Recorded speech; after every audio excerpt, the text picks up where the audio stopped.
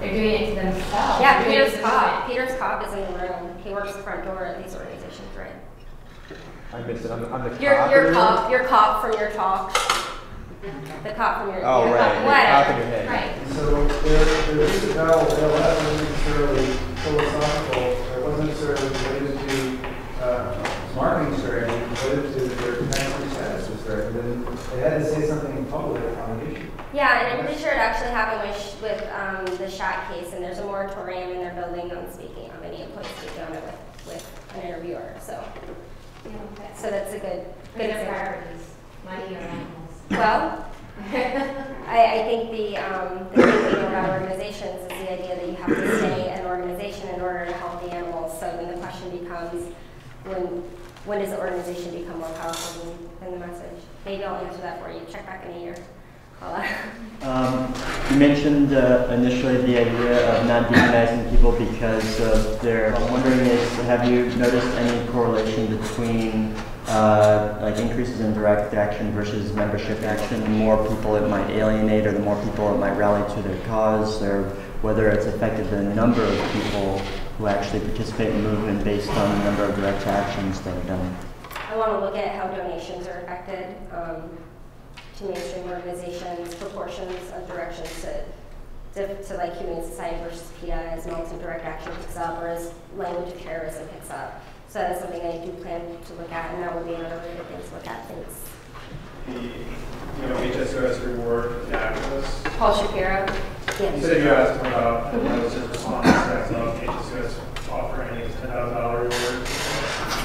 Did you ask at all, or was there information about the response to their membership reward? Do you know? I talked about it with several people, both things. And what was interesting was the person who told me the most immediately demanded to become anonymous after the interview. And it was very clear that how they expected their donors to respond. I don't know how their donors ended up responding, but they definitely assumed that their supporters are mostly not vegetarians or vegans and wouldn't understand these actions. So I don't know how they actually responded. I don't know if how Paul responded to you? Yeah, he responded by saying, we can just look at it, he responded by basically talking about violence in the movement. So I asked why they offered a reward, and he said violence has no place in the movement. It leads to repression is basically what this is saying. I would challenge that based on activism in Austria, where legal fights for legislation have put activists in jail and labeled them terrorists based on being effective, not based on specifically what types of actions they were taking. I would agree with you, and that's why I put home demos. As an individual, and even as a scholar, I don't really think that home demos belong in this militant direct action because it's protected speech by our own constitution. So that's not really militant, right? Doing something that your constitution guarantees you the right to do is not very militant. But I think that because they're successful, they've actually stopped vivisectors from their practice.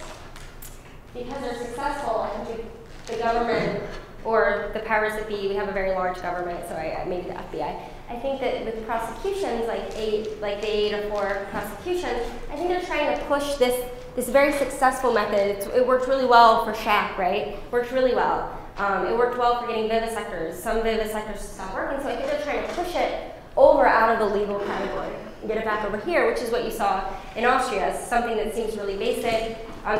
These are welfare laws they were passing, right? Absolutely, these people do not even know.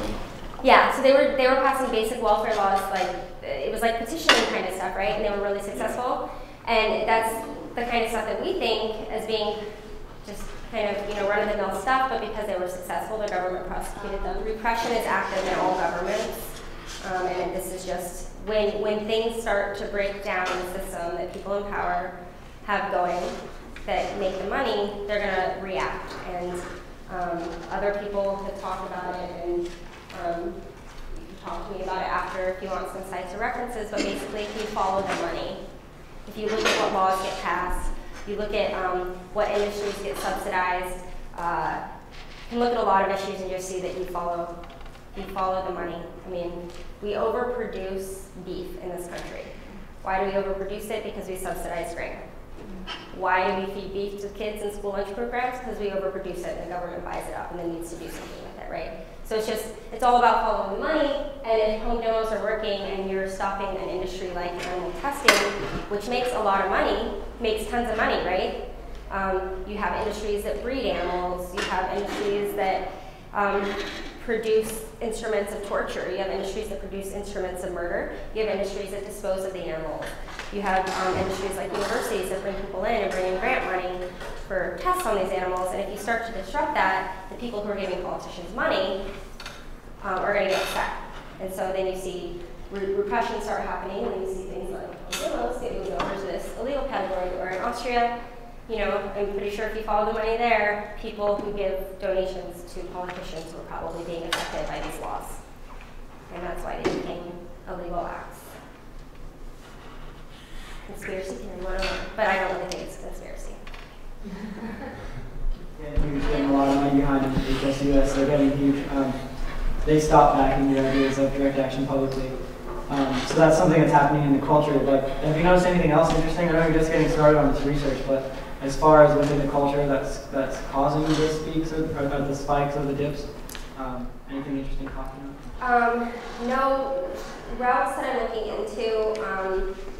I'm interested. It's going to be a big project. I don't know if it can be done. I'm interested in trying to find out if when specific arrests happen, if there's peaks in regard to those arrests, because what I think is happening, and you're really entrenched in this, Peter, so if you have anything to add, you can add it. What I think is happening is that sometimes there's peaks after big arrests happen, or after repressive laws, like right after or a few months after, whereas you would think it kind of worked the other way around. I think it's working there, but I also think that the way these actions can happen is a real, and I think Peter talked about this in one of his talks this week, it seems to be like there's a rash of actions in one town.